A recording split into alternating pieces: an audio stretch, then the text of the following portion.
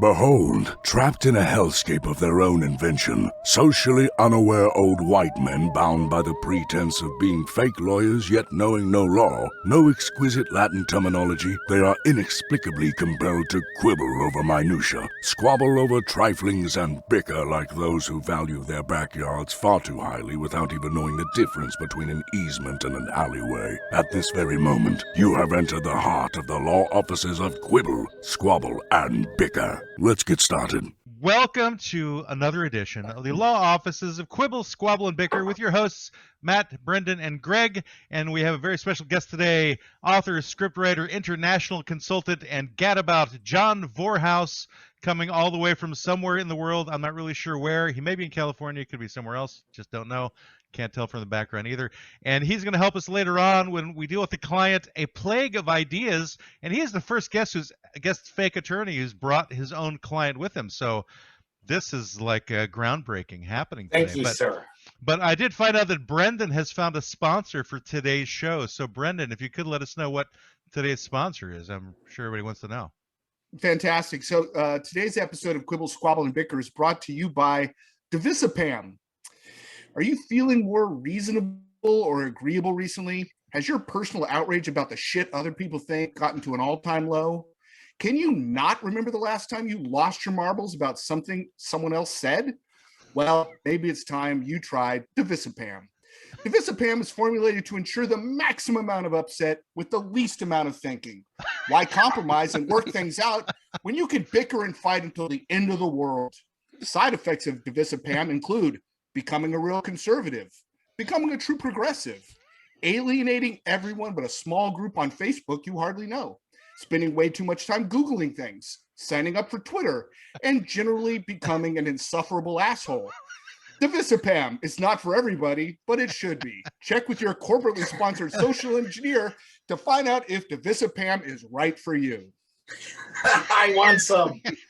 Will they send us free samples? You put a hell of a lot of thought into that one. Well scripted. I was not expecting that at all. That was excellent. I wanted it to be a surprise for you, Matt. It was. I appreciate it. Certainly better than what I had come up with, so thank you for that. All right, so getting back to our guest, thank you for sitting through that, John. John Vorhaus, everybody, started in writing for sitcoms way back in the day, but maybe you want to take it a little bit earlier. I don't know how you want to start off the ride here today. Timing. You said timing or chiming? I'll get back to that in a minute. I have a long and checkered career of picking up shiny objects and putting them down again. That's a good way of understanding what I do. I've done sitcom. I've written a lot of books. I've traveled all over the world teaching and training writers. People who know me or stumble across me tend to find me through my book, The Comic Toolbox, How to Be Funny Even If You're Not, which has been a pretty straightforward and useful guide to comedy writers for a quarter of a century now. Wow. It asks questions like, what is the secret of comedy? Now, if you go back and think about the first word I said, Shining.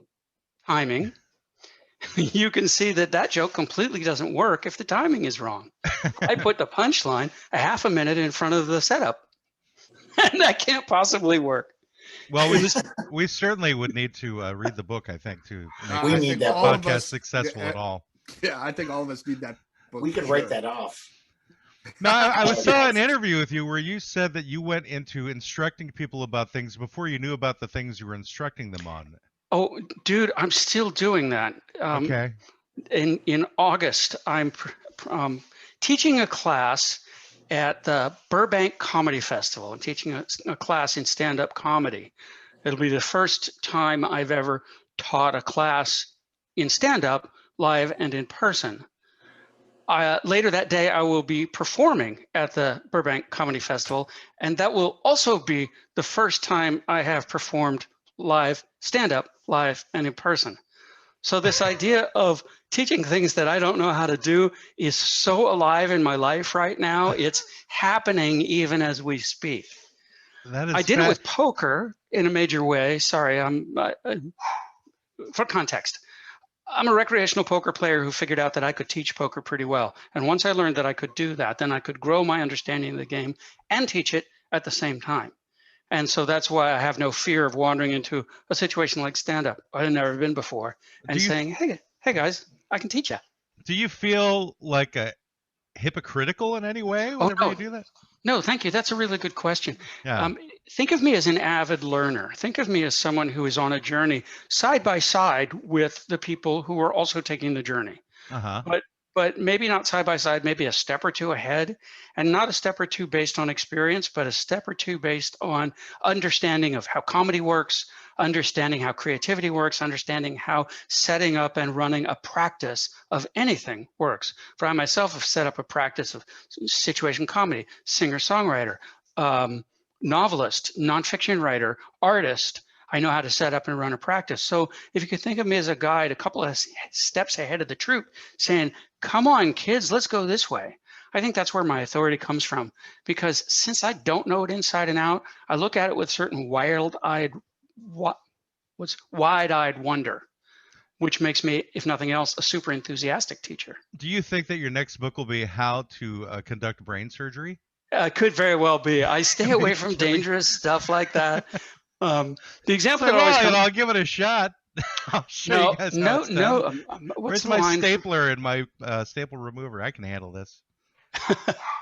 I would write about it and I would make the case for it, but I would never do it in real life. I think that I have a pretty good grasp of reality after all these years. I know, what's the line? A man's got to know his limitations. And things involving tools and sharp objects and climbing and digging and lifting, those are things best left to professionals as far as my personal involvement is concerned. So you picked more of the bullshit arenas. That's right. That's exactly right. That's exactly right. I define myself as a trustworthy liar. And who can you trust if not a trustworthy liar? Have you written a self-help book yet? Yeah, I've written a little book called How to Live Life, which is pretty straightforward. There you go. Yeah, I've written a book called How to Write Good, which is intentionally grammatically incorrect. I've written Comedy Writing for Life. A lot of my books focus on the relationship between your creative practice and your self-awareness and the general context of your life. To give you an example, whether you're a stand-up comic or a sitcom writer or an artist or a recording artist, if you have a job and you have family obligations, then you have built-in conflicts. You have a dynamic struggle to control your time and set it apart for your creative practice, to do the stuff you love to do. Everybody with me so far? Yeah, I'm still figuring out what I love to do, but yeah, go ahead. Yeah. Okay, so you understand that sometimes that's a space you have to negotiate with your job or your family. But for a lot of people, there's a secret conspiracy that exists between their fear of doing stuff creatively and all of the bullshit of outer reality. So instead of negotiating in good faith with their family or their job, they surrender to their family or job and they say, I can't be the creative person I want because there's just not enough time. There just aren't enough hours in the day. And Greg, it's really, sorry, go ahead. No, I just said Greg. I'm just accusing him of that. Oh, I don't have a wife and kids. I don't even have that excuse. You've surrendered everything to flipping burgers and Holocaust whiskey. That's true. Holocaust whiskey? Did I hear that right? No. You'll have to explain it. You did. I still don't know what he's talking about. It's basically, if you drink it, you're basically committing genocide against people. So that's what his form of It's like blood diamonds. John, do you have a wife and kids? I have a wife and grandkids. So, Wait, how did you have grandkids without kids, though? Well, first of all, it was strategic. I skipped over the parenting stage because I was determined to move directly from my arrested adolescence straight into my second childhood.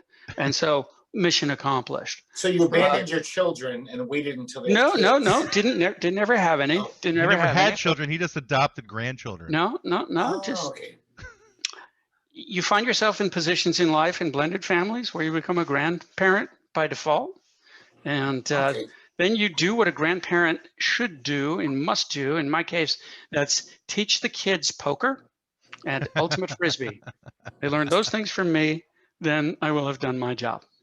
And let them eat Captain Crunch for dinner. I would totally give them Captain Crunch for dinner. I wouldn't eat it myself because my teeth would fall out, but...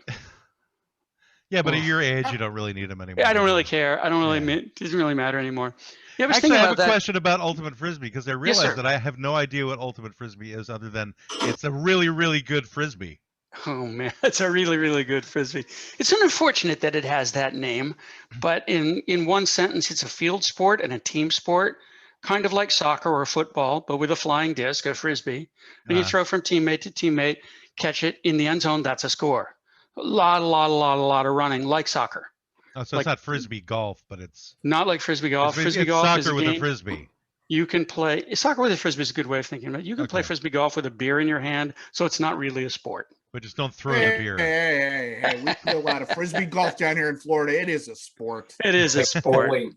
I'm with you, Bowling's not brother. a sport because you can drink a beer while you do And it. actually, as I think about it, many is the time I played Ultimate with a beer in my hand, so I just negated my own argument. Yeah, I you think just you have could to do have. any sport with a beer in your hand that it's still okay. I Football, think you're right. soccer, I think fine with it me. could go horribly wrong. Skydiving? No, you could probably No, skydive. skydiving would be fine. Football Kind of. might be a little rough. Might go up You your could nose a totally little be a bit.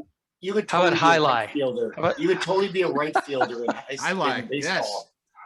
Highlight would be awesome with a beer in your hand. No, that's the fastest sport in the world. Are you crazy? Yeah, You no, hurt we got those yourself. big long scoops to get the can that you're That's throwing at right. each other. That's right. So Pour you the have beer the in it. you have just the beer in the shove it scoop. down, Yeah, there you go. And then you fling and fling drink. the beer. Right, but you wouldn't be doing it with Pepsi and wine, though. No. Yes. So, John, how did you get into TV sitcom writing? What was your Well, big break? just prior to starting that sitcom career, I spent 5 years singing and playing guitar and traveling the folk circuit of New England as a singer-songwriter. And it took me 5 years to discover there were two things I couldn't do particularly well: sing and play guitar. That's So I moved. But you did it for 5 years? I did it for 5. Well, I got a lot out of it. I got a lot of growth out of it. You know, you ask yourself at an early age, is this my calling? And you have to put some energy into it to find out if it is or it's not. I had come out of a career in advertising copywriting and I knew for sure that wasn't my calling. Like I pulled the ripcord on that. That was the last straight job I ever held. And I didn't really know what to do next. So I took the most direct route to an audience, which was make up a song and sing it for an audience. The practical matter of being a success in that career, I guess what it taught me was to be successful in anything, you have to be better than almost everyone. And there are some things in my life that I am now better at than almost anyone. Teaching comedy is one of them, although I haven't demonstrated the depth of my skill to you boys. no need. I don't know, solving creative process doesn't matter. The point is, couldn't make it as a singer-songwriter because I couldn't be the best. Came out to California, met a guy, a writer, a friend of a friend. I said, I want to learn about sitcom. And he said, well, I'll teach you, but you have to do two things. I said, what's that? The first is, he said, you have to pay attention. And the other is you have to pay it forward. And this is when I came to understand that a certain subset of Hollywood writers at that time, this was the middle of the 1980s, were very intent on being in service to other writers, helping up the ones who are coming along behind them, because they kind of understood that nobody in Hollywood was helping writers except other writers. So I was lucky to tap into this, I want to say, well, siblinghood, let's say, that's not brotherhood. But the part about sharing it with others, I really took that on board. And when I discovered that I could profoundly impact people's lives by teaching, then I had to figure out a way to both be a creative person, writing books, writing television shows, and also be a teacher at the same time, traveling around the world, helping other people develop their TV shows, helping other people learn their craft. Once I discovered that those two things could be active in my life side by side, that's when my life kind of settled into a productive groove that's lasted from my early 30s till today. So when we were discussing you before we had you on, Greg and I were having an argument regarding your talent, since you wrote for Charles in Charge and Married with Children. And he's like, well, he obviously must suck as a sitcom writer. I'm like, because he was writing for those shows. And I'm going, well, you can't judge that until you've actually seen the show. So the question is, did you suck as a sitcom writer? We need to confirm this or not. You know, in a lot of ways I did. Let me break it down for you. Thank you. I told you. Just kidding. The two components that I needed that I didn't have. Well, let's say I could tell jokes. I could create jokes. I understood that writing sitcom wasn't about writing jokes on the page, but about filtering comedy through the character's comic perspective. So I could execute scripts. I had trouble with story. I couldn't really understand what the emotional turns of a story were. I didn't understand that the idea of a story, even a dumb sitcom, is to expose a character to a certain kind of pressure that forces the character to confront a new truth or understanding. That understanding eluded me at the time because I just hadn't reached that point in my own understanding of what it means to be me as a writer. But the other thing, and this was truly troublesome, I wasn't good in the room. I had a lot of insecurity, a lot of projection. I was trying to make myself feel good about myself by accepting Hollywood's validation. What do you mean by in the room? What room? In the room, in the right? writer's room, Okay. where you go in and pitch. You go in and pitch your ideas, and how are you? Do the other writers like being with you? Do they like hanging out with you? Do they bond with you? Are they going to feel comfortable working side by side with you at 2 a.m.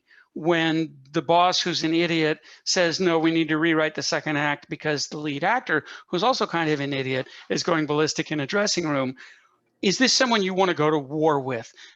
To be frank, I wasn't emotionally sophisticated enough to be someone you could go to war with. I was too wrapped up in my insecurity at the time.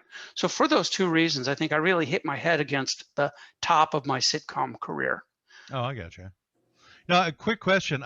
So you grew up in New England, you said? I grew up in California, but I went to college and after university in New England. Got it. That's right, because I remember reading that you went to Carnegie Mellon. And did you ever? Are you like a tall man? Are you like a? No. I'm short and getting shorter. Did you ever Did you ever do any work in Texas at all? You know, this feels like it's leading me down a path I'm not sure I want to go down. Guys, help me out here. Is he legitimately asking a question, or is he laying a sophisticated trap? It's totally a setup. Yes. Okay. Just for a really bad joke that I'm about to do. Okay. Which I need to get out of my system before the show can continue. I honor that. I'll have my drink ready. If you ever make it to Texas, just be sure that you label yourself as the best little Vorhaus in Texas. Oh, thank you. Thank you.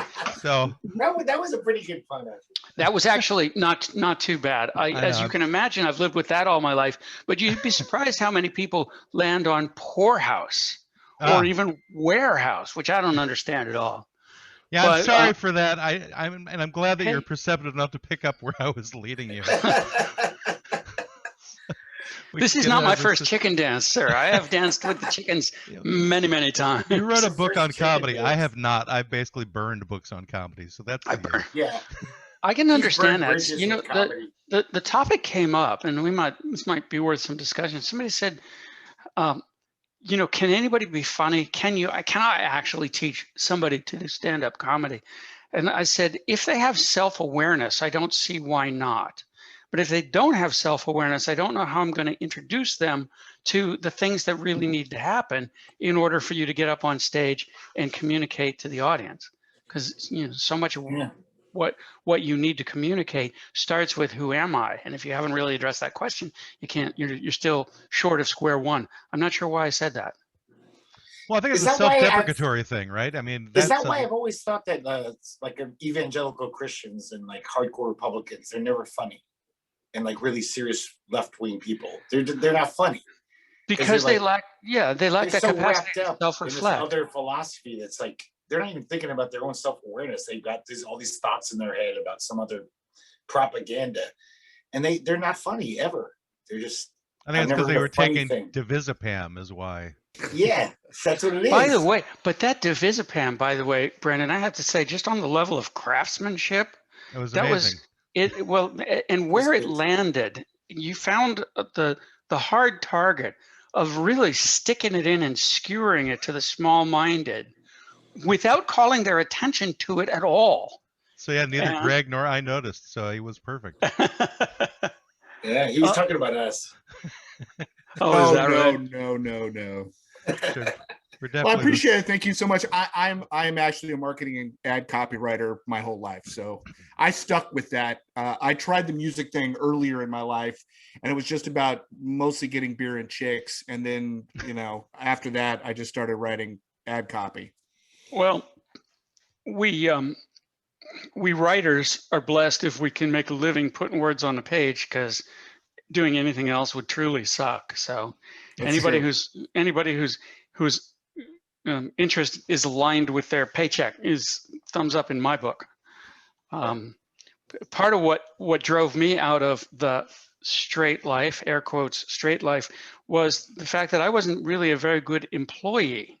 I didn't do well in corporate structures. I didn't like bosses. The only place I now feel comfortable, and actually the only place I really allow myself to be, is in a teaching or training capacity, where the only major ego in the room is mine, and I can take care of my business like a pro. Well, Brendan started his own business because Brendan was Yeah, tired of bosses too, so he's got his own business now. Right. He's I've the been boss.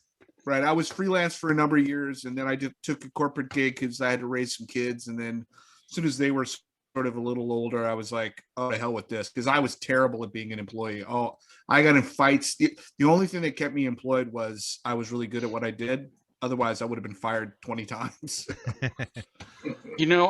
I've been fired from 2 jobs, 3 that I can think of, including Charles in Charge. And in all 3 cases, they knew I was not right for the job long before I did. And in all cases did me a huge favor by firing me, because I would have stuck it out. I would have tried to white knuckle it, even though the situation wasn't right for me. I do find that your later career became quite fascinating. You wound up becoming an international consultant for shows.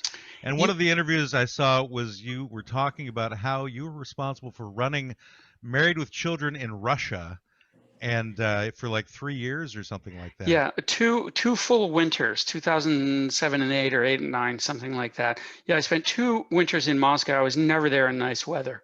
What's the expression winter wonderland? Mm-hmm. It's just like that, but without the wonderland part. It was Winter Grimland, I Winter believe. Grimland, exactly. But I was running the writing staff of the Russian version of Married with Children. This was a Sony property, and Sony brought me in as a consultant to recruit and train and develop the writing staff. The show had reached a point. Sorry, I got to give you context. The way this works is they take the original American scripts and they translate them into Russian. Then the Russian writers take the script and rewrite it, a story outline, and then a new script for the characters in their world. Now, with Married with Children, if you saw the Russian version, you would say that looks exactly like American Married with Children. The set looks the same. The characters are cast with similar looks. It's a good, strong mirror. But even so, not everything translates from Married with Children 1987 to 1990, whatever, doesn't really work in Russia in 2007, 2008. I'm sure a lot of different idioms and right. So there's a lot of writing, but also a lot of creative problem solving, trying to figure out, well, what does this mean? Well, it means nostalgia in Chicago in 1987. Well, what meant nostalgia 10 years ago around here? Oh, this other thing over here. That's how we problem solve that. Wow, that's interesting, actually. Yeah. Super interesting. The way Russian television works, they bought 13 seasons of Married with Children, wrote them, shot them, and broadcast them in about 3.5 years. They just burned through the material, sort of like Stalingrad kind of situation. 13 seasons in 3 years? 3.5 years. And so running it on a loop. Well, no, they do. They did. The American versions with subtitles or dubbing, big hits, and then the homegrown version, the adaptation, big hits. Then I came in to break new stories. I made a writer's room and hired the writers and brought them in and said, okay, we need to come up with new story ideas. You're going to pitch them. We're going to develop them. We'll make the story outline. Then we'll write the script. These are stories that had never been told in American television. They were developed specifically for the Russian audience. And this is where things got a little freaky for me, because my writers came to me with one story I remember. It's about something called Special Forces Day, which is a Russian military holiday basically marked by people from military units, paratroopers in particular, going around and beating the crap out of gay people. What is the name of this again? It's called Special Forces Day. Okay. Was that why it was made, to beat up gay people, or that's just what developed? It's just what's developed. So the storyline is on Special Forces Day, the youngest kid, the Bud character, gets beaten up by paratroopers because it's Special Forces Day. Not a bad story, but the grim reality underneath it. This is television that's being made in a homophobic culture. Don't imagine that it's not, because it's sexist, everything else you can think of. So the challenge for me is I want to be a good servant of the cause and make the television that makes sense for the people. But on the other hand, look at all of this stuff I'm touching on that I wouldn't touch with a 10-foot pole back home. Yeah. Wow. It's Chinatown, Jake. And so did you learn Russian to be there, or you just worked with a translator? No, I worked with a translator, and my translator was a godsend. She was a recent graduate from language school, 21, very sunny disposition. My nickname for her was Sunshine, and she was a strong antidote to the doom and gloom of my writing staff, who were generally just very downbeat people in the nature of Russians. So one of my challenges on this was sometimes I went toe to toe with them in not nice ways. Like I had to tell they'd pitch me a joke and they'd say, here's the joke we want to do. And I'd say, that's not funny. And they'd say, but it's funny in Russian. And I wouldn't be sure. And I wouldn't be sure if they were right or wrong, because three things were possible. Possibility number one, legitimately funny in Russian. I don't have enough cultural information to solve the puzzle of the joke. I buy that. Possibility number two, it's a translation thing. The joke works in Russian, but when you translate it in English, it doesn't hit the ear right, doesn't work. I buy that. Possibility number three, the joke doesn't work. The writer knows the joke doesn't work, but he's too lazy or scared to change it. And until I know the mind of that writer, I won't know which of those possibilities is true. And in the case of the Russians, I reached the conclusion a lot of times they were trying to sell me jokes that they knew weren't funny, and I had to push back at that. And so I was getting forceful. I'm not a very forceful person, but I was getting about as forceful as I get and angry as I get through a translator who kind of had to absorb all of this two-way flow of emotion. And I thought I would not like to have her job. And after a while, I thought I would not like to have my job. That's got to be tough, because of the things you said. I mean, humor, I don't speak another language, but my wife speaks too, in addition to English. And she told me one of the biggest things in terms of French or Spanish is understanding humor, in that you just don't get the jokes as they get laid into the language. It doesn't work. So that would be tough to have that. No, it's funny in Russian. I can totally see that. Duh, it's funny in Russian. And my Russian accent is so bad. The writers delighted in teaching me swear words in Russian and then asking me to say them because my accent is so bad. It was the height of hilarity. This was actually quite funny. I think the phrase was "polny pizdets," but I could be completely wrong. But anytime I needed to get a laugh, I would just say that, and they just think that was the funniest thing. I made a mistake in Australia once trying to get a comic sketch going called Aussie Shakespeare Theatre, where it's Shakespeare like Macbeth, but done with a heavy Australian accent, like "G'day, Sheilas. Oh, g'day, Macbeth." And and I pitched it to my writers, and they pointed out to me that that's actually how Shakespeare is performed in Australia, so there's no joke. So even when you're not crossing language barriers, but only culture barriers, you still have to stop and read a map and figure out where you're at. A lot of times you can figure out what is funny in the culture just by listening to the jokes and figuring out not whether you get it or not, but why they think it's funny. I'll give you an example. You guys are getting a real global cultural education here today. This is a joke they tell all over South America and Central America. It's, how did the Argentinian commit suicide? He climbed to the top of his ego and jumped off. Apparently, they don't feel well about Argentinians. The fall didn't kill him. He died of starvation on the way down. So what does this tell us about how South Americans and Central Americans look at at Argentinians? Yeah, that they have big egos. So now we know something that's, the Argentinians would have a different opinion. Probably their opinion is, and deservedly so, because we're cool and the rest of the people around us are not. I would expect that. But as someone who's traveling from Brazil to Argentina or the other way, if I know what Brazilians find funny about Argentinians, I got a door into culture, and I can find all similar sorts of discoveries, so that when they come to me and try and sneak a joke past me, hoping that I'll plead cultural ignorance, maybe I got enough cultural understanding to know. How did you get involved in international consulting on television though? Where did that? That's an interesting door to walk through, and like, how does that happen? It happened at the very bottom of my career, actually. I'm going to say it's 1993 or so. I'm still struggling in Hollywood. I'm selling enough scripts I eventually get vested in the health fund. So I had a Hollywood career that was meaningful. I got myself health insurance for my old age. So Nice. as a youngster, I gave old me a profound gift. But it wasn't working out. But at the same time, I was teaching. I was teaching at UCLA Writers Program Extension. And by luck, and by, I guess, teaching well, they got an inquiry from the Australian Film, Television, and Radio School. Do you have any faculty that you could send to Australia to teach us a little bit about sitcom? And that's what I was teaching. And they thought I was doing a good job, so they put my name forward. I got to go to Australia at the top shelf. Like, I got to fly business class, mate. And that was the start. I realized. Don't do that accent again. Really. Exactly. That was horrible. But I'm not afraid to fail. So sometimes I do horrible things on purpose. Then you're on the right show. Anyway, the point is, that's when I discovered that I could be the one-eyed man in the kingdom of the blind. Okay. Because I had information they didn't have, and I could sell it and travel and sell it and travel and sell it and travel. Wrote the comic toolbox at that time.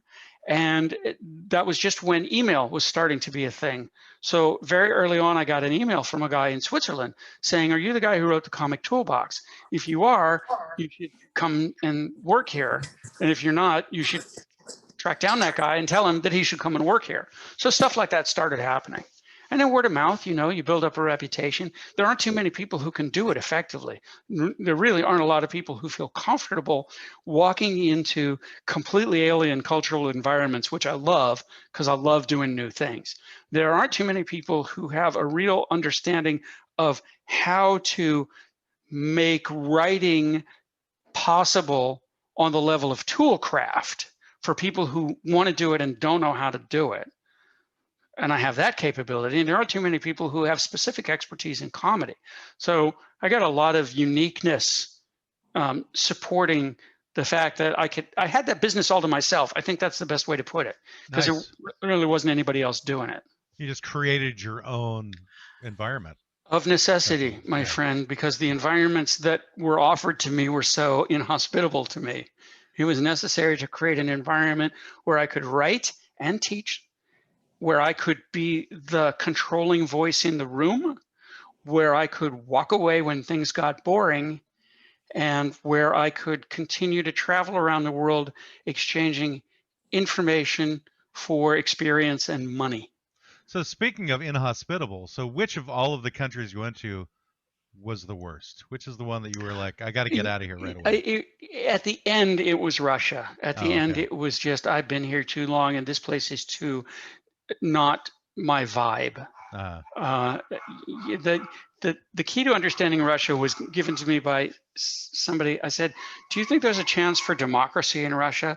And he said, and I'm not going to do the accent, he said, "The thing you need to understand is that in 800 years, we haven't had 5 minutes of democracy." And so for someone who's steeped in democracy, and I mean that in the sense that my understanding is that American democracy is as much habit and tradition and religious belief as it is political system. Mm-hmm. For places that don't have the habit and the religion aspect of democracy, and who have a history and habit of totalitarianism, it's very, very hard for them to reach a meeting of the minds with someone whose basic proposition is be as free as you possibly can. Right, because their concept is basically be as free as you can till the overlords kill you in your sleep. Exactly. Yeah. Exactly. It's like the freedom is maybe there somewhere. I can get that sandwich if it's still there tomorrow in the bread line or something along those lines. Yeah, a lot of it is economic. I I made 2 television shows in Nicaragua where the issue was more about economic and cultural disadvantage than political disadvantage, because Nicaragua at the time was a post-socialist revolution, and it was still trying to hold on to its socialist, to its revolutionary self. But the part that was really only left was social action groups who had the clout and the international financing to make television shows, to do social modeling, to teach social action to Nicaraguan people. So my shows there were helping, as I like to put it, helping young people of Nicaragua think for themselves and practice safe sex. And you remember what I said before about my idea of teaching is being slightly ahead of the crowd, saying, hey, come on, guys, follow me, look at this. Isn't this interesting? That was the same approach that was in the DNA of this show, because we understood that the audience of young people, poor people, gay people, trans people, really hurt and hurting people, women as a class, we understood that they didn't have the capacity to talk about stuff they needed to talk about. So we gave them characters who were just like them, but a little more articulate and a little more self-aware, and they could talk about this stuff. So it's the same idea. I'm right here in front of you. The distance between me and you is not that far. Just follow in my footsteps, take these steps, and you'll get where you want to go. So you're like one of those guys who was infiltrating cultures to put in new ideas to try and change those ways of thinking? If by one of those guys infiltrating cultures to implant new ideas, you mean writer, I say yes. I guess that's what they do. That's what writers do. Yeah, of course. Of course. A writer, by my own definition, a writer is a subversive who uses entertainment to instruct. I'll say that again for you guys taking notes in the back of the class. Somebody turning notes over here? Okay. A writer is a subversive who uses entertainment to instruct.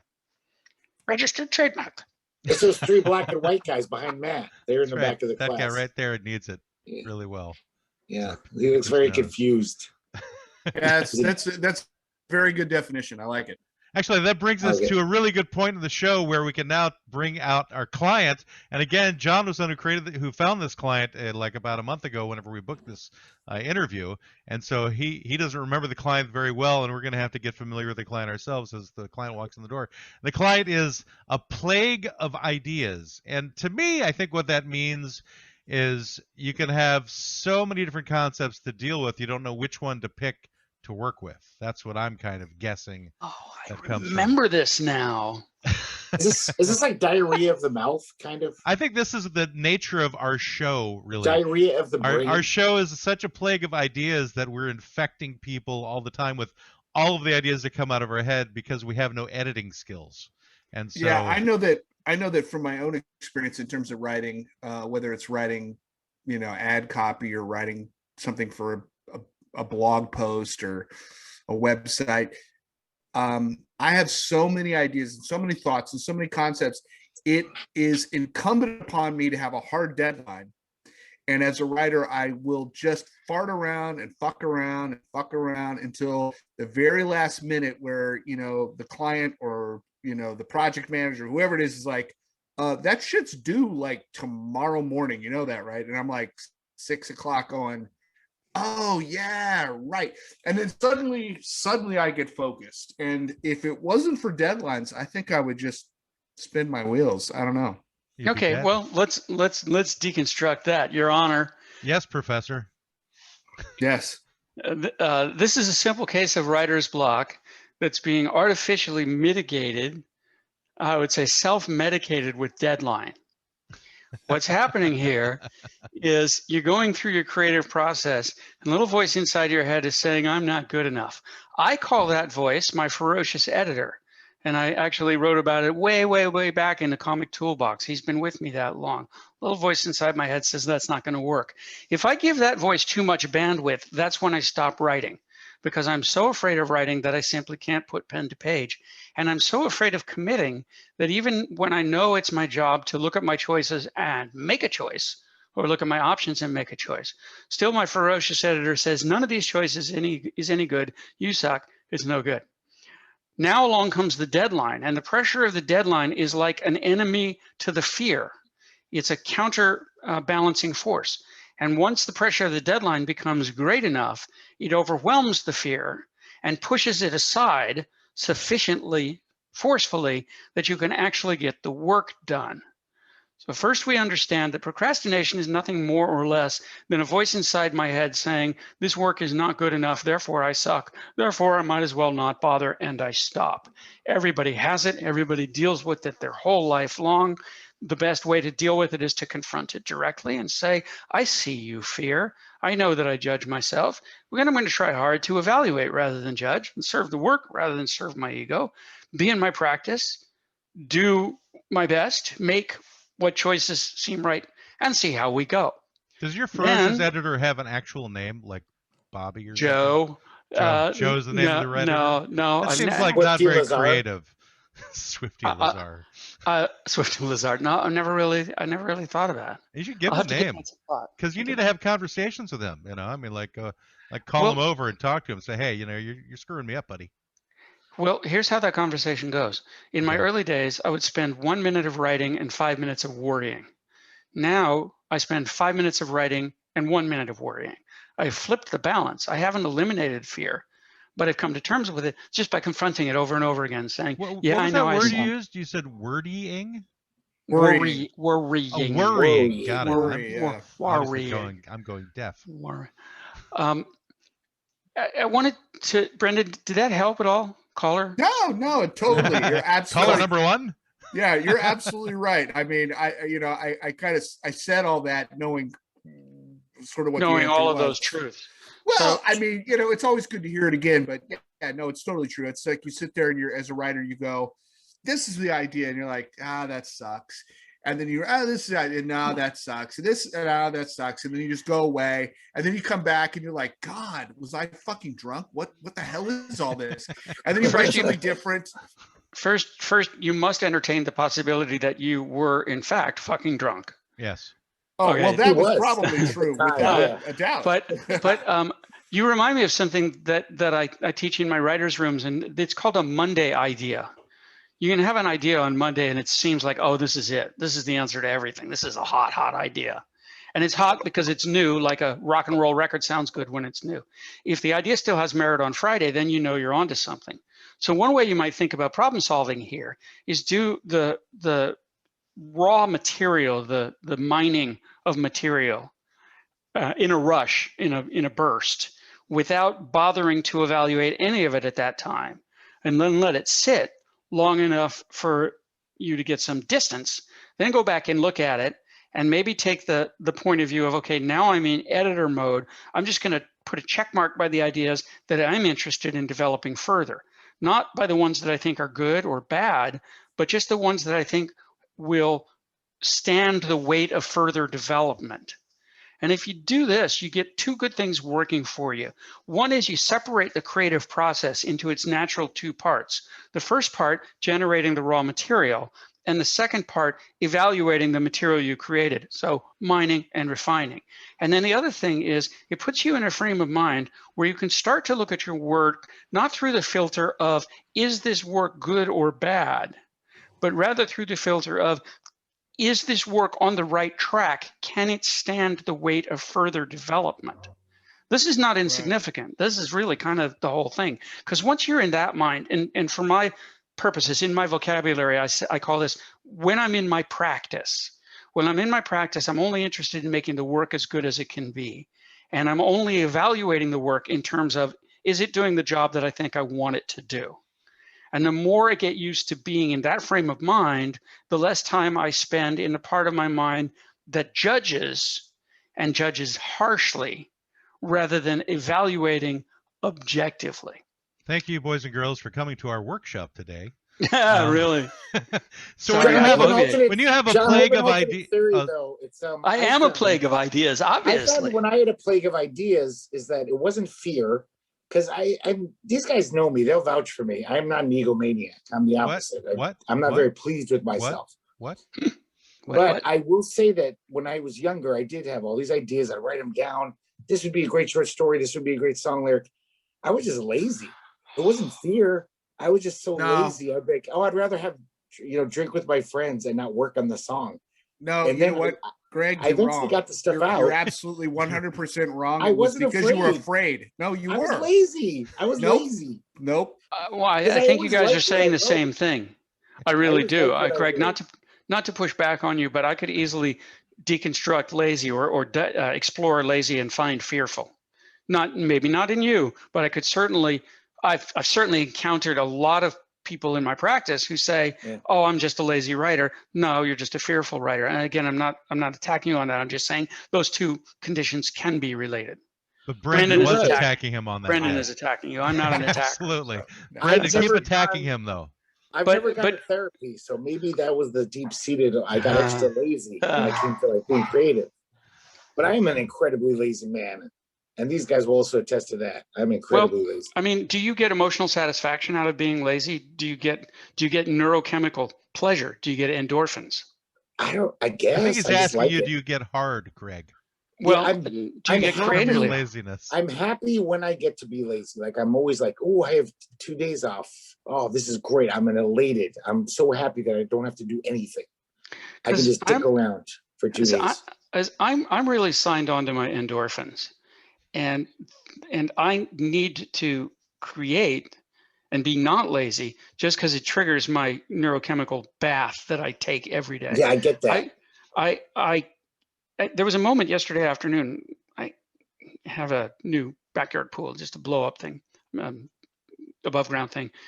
And it was pool weather.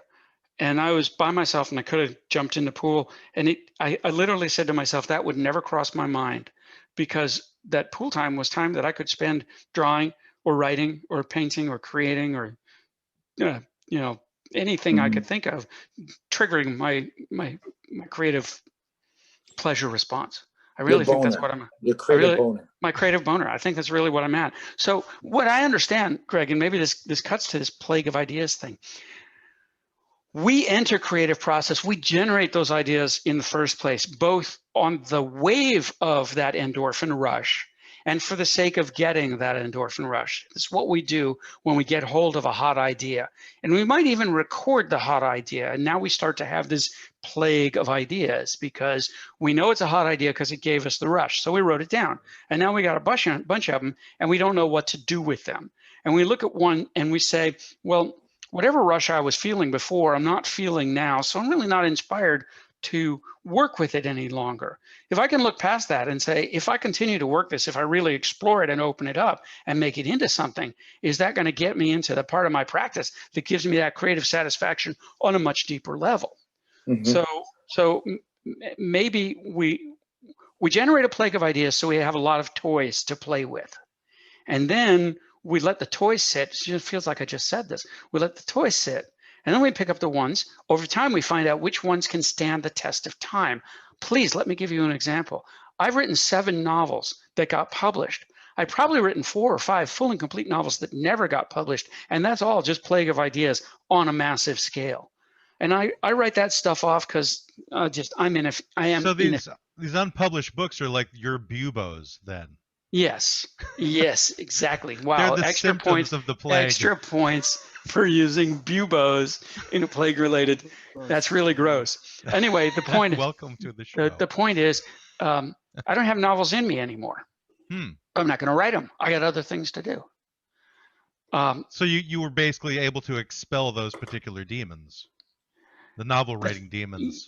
Yes, yeah, and not without difficulty, because that was an idea I carried from my childhood, that I should be a famous novelist, a great American novelist. And it was never a serious ambition, but it was the ambition, it was a serious ambition of a 13-year-old. And I had trouble when I was 20 trying to live up to the ambitions of the 13-year-old. And this is when I was like you, Greg. I would be so frustrated with what I knew was going to be terrible writing that I just couldn't bring myself to do it at all, especially if there was a baseball game on, because that was my particular procrastination. It's like, I don't have to write now. There's a ball game on. So the desire is there, and the fear is there. And anything else can be thought of as a function of desire or a function of fear. And our job as people in our creative practice is just to track those two things and ask ourselves, how do my actions reflect my desire? How do my actions reflect my fear? And try to get more of your actions on the desire side and fewer of your actions on the fear side. Then you get to build momentum. And next thing you know, you're locked into your practice and you're really, then your train, that's like just chugging along. And I say this as someone who walked that path exactly. So I So think I'm almost loath to admit this, but almost everything I've written that I've worked on, I'm pretty happy with. I actually look back. It's the one thing where I'm like, yeah, that's one thing I can do pretty okay. And so I never, to me, it literally felt just like laziness because I wasn't scared of the outcome. I was like, yeah, usually when I put my mind to it, I can write something that's pretty decent. I think it has to do with importance too, Greg. In other words, a thing has to be important for you to want to do something about it. So I don't think laziness is part of it. I think you just didn't make it important enough for you to really want to do it. I guess, but I wanted to do it. I just didn't have the gumption because it takes a lot of work to write a good short story or, anything. It's effort. So I think the fear comes into not wanting to do the work. You're afraid of working. That's called laziness. Well, it's still a fear though. The fear of working. The fear of like using your time for something else besides sitting around. Yeah, but if you do the work of writing the thing and you go, this is a good thing, and then you do nothing with it after that, that's not laziness, that's fear, because you actually you overcame the laziness to write the thing. So you have the thing, so whatever it is, your short story or whatever, and then you've overcome that, and then suddenly you got lazy on the point of making it known to others, which is, in my opinion, a fear thing. And then you wound up with herpes and it ruined everything. These things. I put out these albums with like labels. I mean, I put this shit out into the world. Nobody else cared. Nobody thought it was as good as I did. I care, Greg. I put this stuff out. I care, Greg. We all care. We care. I have Swamp Boy on my desk, Greg. I have your comic book on my desk. When did I lose control? When you stepped through our doors. Hey, Greg, I think I have a test that will bring this into sharp focus for you. Does it involve whiskey? On a scale of 1 to 10, 1 being no acceptance and 10 being full acceptance, how much acceptance do you have of your creative process? Acceptance by, do I think it's sound? Are you satisfied? Are you accepting of your level of productivity? Are you happy?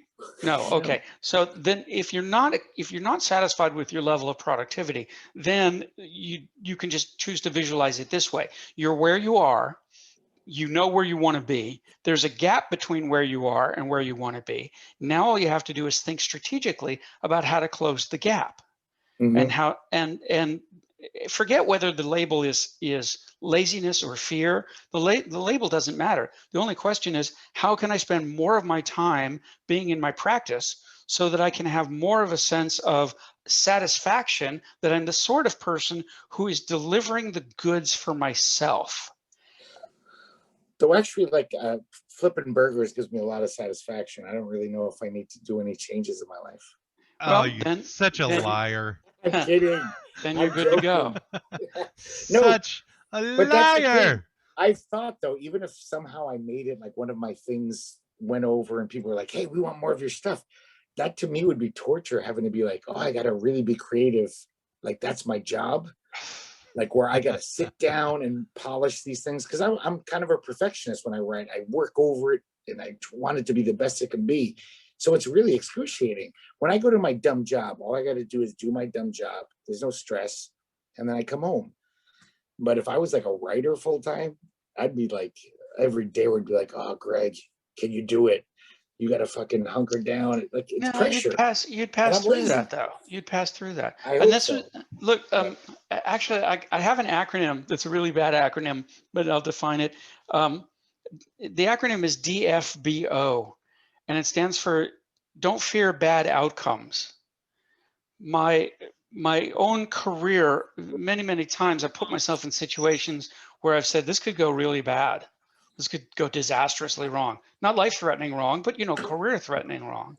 And I put myself in those situations because I didn't fear the bad outcome. So maybe you could think of that as kind of a mantra. Write it on a sticky pad and put it on your computer. And then when you're looking at a creative choice or trying to get yourself started in the day, you can understand that all of the fears that you're thinking about are really just fears of bad outcomes, including the bad outcome of nobody ever recognizing your talent, the bad outcome of people saying you're deluded if you think you have talent, the bad outcome of people saying, I like you as a person, but this work doesn't do anything for me. The bad outcome, if you're me, of having your mother say, I've never understood pretty much a word you've ever written. Mothers are good for that, especially They are. Jewish mothers. Jewish mothers Yeah. are good for that too. I've got one of those myself. But I know Matt's Jewish mother, and he's not kidding around. I barely knew her, and she was very disappointed in me. I like Matt's mom. I can met vouch her for once. that, actually. Yeah, I know. I'm sure he could. What did you do to her, Brendan? What did you do I to don't Matt's even mom? know. I was the sweetest person. I loved all of her kind of mediocre cooking. I tried everything. I don't know. Did you comment on her mediocre cooking? No, I didn't. I think I was just inherently too Irish for her. I think Yeah, that she was didn't probably make what enough stuff with cheese whiz, I think was the problem. Yeah, that was part of it. Sure. Matt, do you have any insight on this? What did your mom say about Brendan specifically? I think it just had to do with the late payment of a dental bill or something. Oh God, that's right. I forgot all about that. Jesus Christ. Did your mom work for a dentist? Yeah, it was the dentist that she worked for. That's right. Oh Yeah. yes. did you, Brendan, have you paid the bill yet? I think so. I'm pretty Well, sure it I doesn't did. matter. That The was dentist, that dentist is dead now anyway. Dentist so is it's- dead. Oh, yeah, you're free. that had to have been at least what, Matt, 30 years ago? Something, 25? Sounds like you owe an 25? amends to Matt's mom. No, don't bring it up. That's my, Best not to bring it up. no, don't even, no reminders of that. I think is best for all. If I see Leslie again, I'm definitely bringing it up. She's gonna be like, Well, "You're the she'll go deadbeat." right. You'll bring her right back into that time period. And she'll go, I don't understand. We gave you guys so many opportunities. You got to pay like $5 or something. I could see that entire conversation already. And Brendan's head is frozen. Oh, there he's back. There's a Oh, that's a guy. great freeze too. It was the head tilted back, I laughing still got it. boisterously. I'm still seeing his freeze. It's not always the case that you have a signal. Yes. I can see John's faking being frozen right now. Thank you. I can His see the brain's frozen. slightly in the perception of the nostrils just flaring a tiny Yes. bit. And I can Well, see I don't know if you dug that deep into my resume, but it also includes, get it's not this, your nostrils. professional mime. Oh. My Didn't wife and get I into worked. that. My wife and I had an enterprise for a couple of years in the late 80s, early 90s called the White Glove Mime Service. We would dress as mimes and due to fairs and festivals, shopping malls and private events, corporate events. We made righteous money. And it was very, very important money to make because I was a struggling writer. So I found a way that I could crank out $100 an hour billable hours. Not a lot of them, but enough that I never had to take a straight job. And I think that's another kind of key to making the whole thing work. I understood that I had a value that I could exploit, mostly the willingness to do incredibly stupid shit, like be a mime. But because I had value that was scarce, I didn't have to sell just my time. I could sell my value. And that's another kind of secret of success. As long as you're selling your time, you really can't prosper because the price on your time is only going to be the same price that everybody else who has time to sell. Would you give us an example of miming right now? You're trapped in a box. He just did. Can we be trapped in a box that's filled with iron spikes? No, I won't do that. Someone did not. Yeah, it's like falling off a bicycle. Once you've done it, you never forget how. But it's really not that big a deal. It's clown stuff. You don't need skill. I didn't need expertise. I could stand still. I could, hinge my elbow. And that's all you really need to do. The rest is just interacting humorously and inventively. And did you do the whole Marcel Marceau thing with the white makeup and the beret? Yeah. Actually, a lot of times we Santa mimes at Christmas time and holiday, St. Patrick's Day, Valentine mimes, whatever. Oh So man, for a while I was Bob the Leprechaun for St. Patrick's Day with a really bad Irish accent and a really cute leprechaun outfit, laughing all the way to $100 an hour gigs. Then if you did Cultural if there was like a appropriation. doctor's day, you could be Bob the Leper instead of Bob the Leprechaun. Leper. Bob the Yeah. Leper. It'd be a Can I whole just give a little different aside, guys? I just saw this documentary that said that some guy, some impresario, put out an album in 1964 called The Art of Marcel Marceau, an LP, 40 Minutes of Silence. It sold 40,000 copies. Well, I guess it was a gag gift. if you go This is to true. Amazon, you can pay $50 for a copy of 1,000,000 Random Numbers. Ooh, well, that's at least you're getting something. And you can pay $5 for my book, 1,000,000 Yes. Random Words, which is actually a much better value if you think about it. Is that what your book is? Is that book literally just I random words? literally have a book called 1,000,000 Random Words. It's only available what in it is? digital. Huh? Yeah, it's what it is. It's 1,000,000 Wow. Random Words. It was a kind of an intellectual exercise. I had a friend who could harvest 1,000,000 words and quickly format them to look like some kind of narrative, the odd quotation mark, paragraph breaks. So I made a file and I made a cover and I published it as a Amazon Kindle book. You can't print it because it'd be like 5,000 pages, but it's a great creative Kickstarter because the words are so strange and they sometimes end up side by side in weird combinations. You find character names, you find kind of descriptors, you find poetry. You can do all kinds of things with it. You can say, I'm going to open to a page at random, and I'm going to pick 3 words and write a story about those 3 words, whatever they are. Unfortunately, you only have 3 stars on Amazon for that book, whereas the rest of your books usually are 4 or 5 stars. That's pretty good, though. 3 stars for random words. It's probably people who don't get the joke. Well, that's just 2 ratings too. It's just 2 people. It's almost I like like the print magnet. length is 3,718 pages. I exaggerated, yes. But that's It's quite a almost like thing. refrigerator magnet poetry. You just put random words together. Something's Yes, gonna come up. it's like that. I do from time to time. And actually, Greg, when I'm feeling like I suck and I need something that's for surefire creative, going to get me started again, I'll just take a page of random words and I'll do what's called an exquisite corpse. And what that means is you just erase all the words you don't want and leave the words you want. Mm-hmm. And then you create a kind of a visual poetry that is a bunch of random words randomly spaced on an otherwise blank page. It's really very interesting. And Yeah, I this did is that in where a college. plague of ideas actually leads you, is to a book of random words. It's like, Well, that's the final plague. in defense of a plague of ideas, I describe myself as an inefficient writer, and it's true. I've probably written 10 times as much stuff as I've put out to the world. I mean, easily. When I think about all the spec scripts I wrote that went nowhere, when I think about the novels that went nowhere, I got tons of, and just 1,000 stillborn ideas, that never got beyond the level of, oh, wouldn't it be fun to do a movie called Trial by Jerry about an inept attorney named Jerry? I'm there had with you. I'm working with you on that one. Well, That's hey, right if you up can Matt's get it going, you'll do better than I've done with it in 40 years. Some of ideas are just like that. But I live off that plague. And if I'm grazing inefficiently, at least I'm grazing. At least I give myself enough fodder. I don't know what the right word is.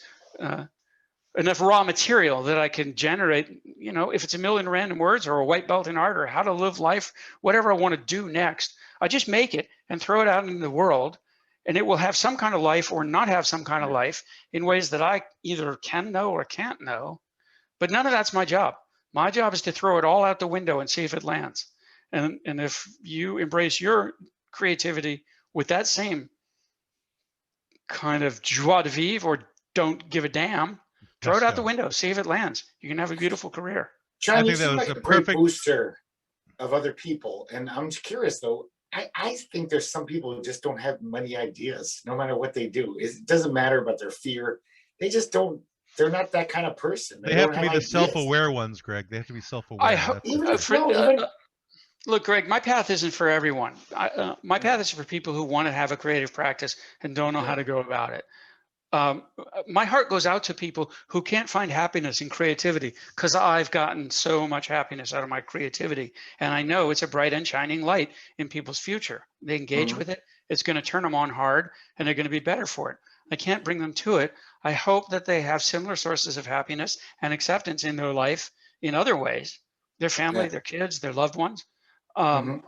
Because, at the end of the day, we're just trying to, I put it this way not too long ago.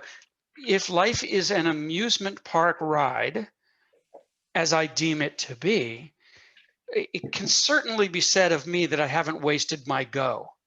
And what I would hope for every human on the planet is that they have a life experience that they can cherish as they're having it and when they have had it. I've stacked the deck heavily in my favor in that sense. I know I'm going to die happy for 1,000 reasons I don't need to get into now. No, for one reason, acceptance. I'm in acceptance of all of this. But other people's paths are their paths, and I can't force them on my path. If they're not on a path and they want to be on the path, that's when my heart breaks a little. I think that's a very good encapsulation for the end of our show. And what I would like you to do, if you have something in particular that you're promoting, or if there's a link to something you want people to know, please take the opportunity to promote anything you want to promote right now. Sounds like he's got 30 things. Thank you. Got a lot of shit. Thank you. A plague of things. I have a plague of things. So let's see if we can reduce the plague to a single vector.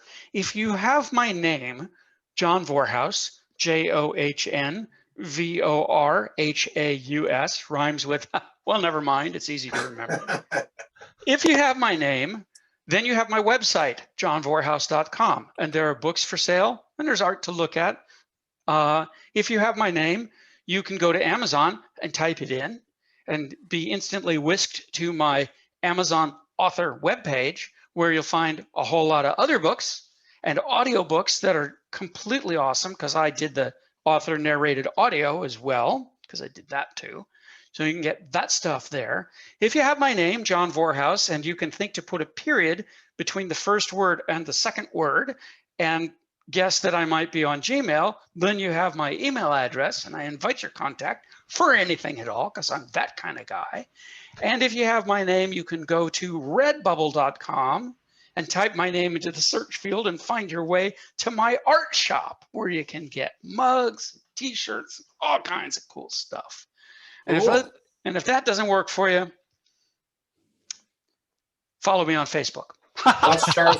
Watch Charles in Charge reruns. He'll be giving his home address later, everyone. Yeah, really. As, Really, his but that WhatsApp. level of engagement has never hurt me, and has created marvelous opportunities for me. If in most of my books, there's a direct invitation to email me, and people have taken me up on that, and then I've gotten to go to fabulous places in the world. So that's for me. All right. Well, I want to thank you very much. That is John Vorhaus, everybody, who has been an author, a novelist, and TV scriptwriter, and international consultant to Russians and Argentinians alike, and also has helped us today with our client, A Plague of Ideas. And John, you've helped us. This has been like a TED Talk today. Thank you. We've never had like a TED Talk. I felt like you and Brendan were going through therapy today. Yeah, it was. John's a smart guy. Oh, it's good. I learned a lot. Well, thank you guys. I used to tell this joke, don't thank me, I define myself through service. But John Wesley Harding, the songwriter, said, your jokes will become your reality. So in a sense, I am grateful for your appreciation, because I am in service. So, and we'll try to continue to do so. Well, next time we see you, hopefully you'll be wearing a butler's outfit. If I may, next time I see you, I hope will be when I'm promoting the Little Book of Stand-Up, which is my next work to be published. Little Book of Stand-Up. Interesting. Well, if you want some insight on how not to be one, you can give me a call.